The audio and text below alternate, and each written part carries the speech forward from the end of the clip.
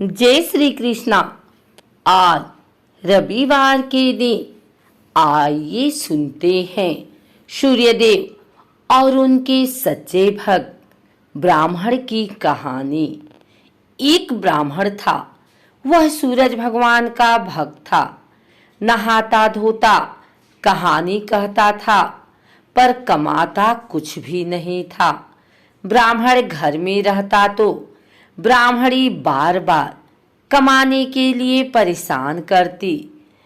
बाहर कहीं जाता तो अड़ोसी पड़ोसी भी उसे निकम्मा कहकर अपमानित करते। अतः एक दिन वो नहा धोकर अपने पूजन की सामग्री लेकर जंगल में चला गया। वहां एक सूखे पीपल के पेड़ के नीचे बैठकर पूजा पाठ की और सूरज भगवान की कथा कही। वहां पीपल के पास एक सूखा सा तालाब भी था। उसमें थोड़ा सा ही पानी था। उसी पानी से लोटा भरकर सूर्य भगवान को जल चढ़ाया। पूजा का जल बहकर पीपल और सूखे तालाब में चला गया। जल के जाते ही सूखा पीपल हरा भरा तथा सूखा तालाब साफ पानी से भर गया।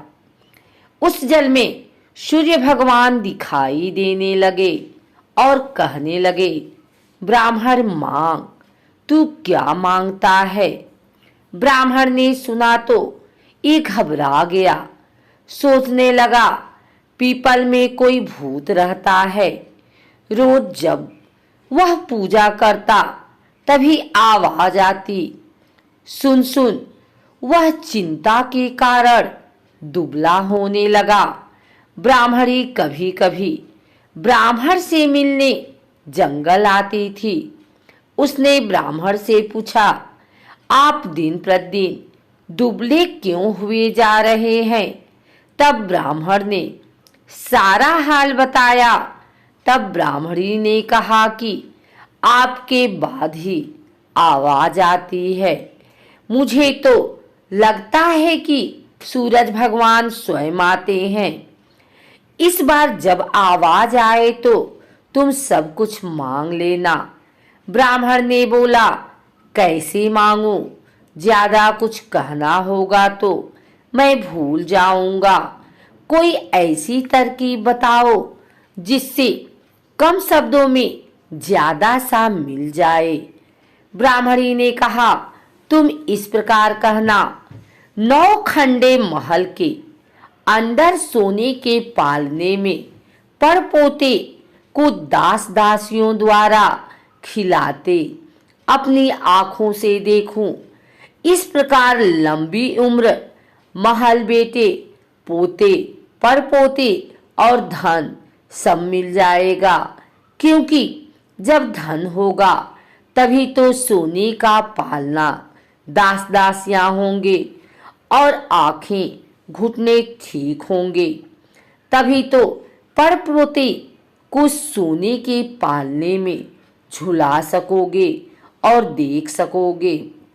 दूसरे दिन पूजा के बाद आवाज आई तो ब्राह्मण ने वैसा ही कहा जैसा ब्राह्मणी ने समझाया था। सूरज भगवान ने कहा, दिखने में तो भोला भाला लगता है, पर एक ही बार में सब मांग लिया। सूरज भगवान ने कहा, जा तेरी इच्छा पूरी होगी। ब्राह्मण जंगल से घर आया तो देखा कि उसकी टूटी हुई झोपड़ी की जगह एक 9 खंडा महल खड़ा है। दास दासी आ जा रहे हैं।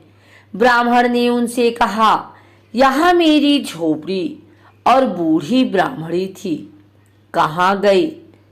उस समय महल की खिड़की से एक सुंदर औरत गहनों और सुंदर कपड़ों से सजी हुई बाहर आई और ब्राह्मण से बोली, आ जाओ, ये अपना ही घर है। सूरज भगवान ने तुम्हारी मनोकामना पूर्ण कर दी। ब्राह्मण ने कहा, हम इतने धन का क्या करेंगे? ब्राह्मणी ने कहा, धन से क्या नहीं होता, दान पुण्य यज्ञ होम करेंगे। फिर ब्राह्मण ने वैसा ही किया। अब सब राजा की जगह ब्राह्मण का गुणगान करने लगे।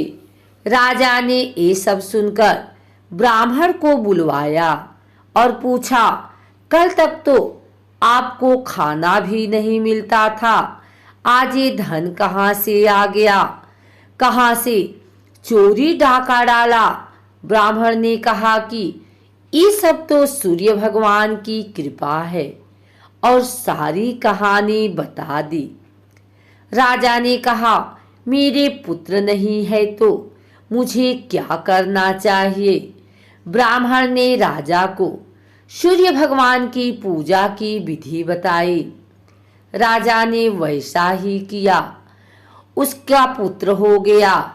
सब लोग सूर्य भगवान की जय बोलने लगे। ही सूर्य भगवान, जैसे ब्राह्मण और राजा की मनोकामना पूर्ण की, वैसे सबकी करना। कहानी कहने वाले की, कहानी सुनने वाले की, सबकी मनोकामना पूर्ण करना।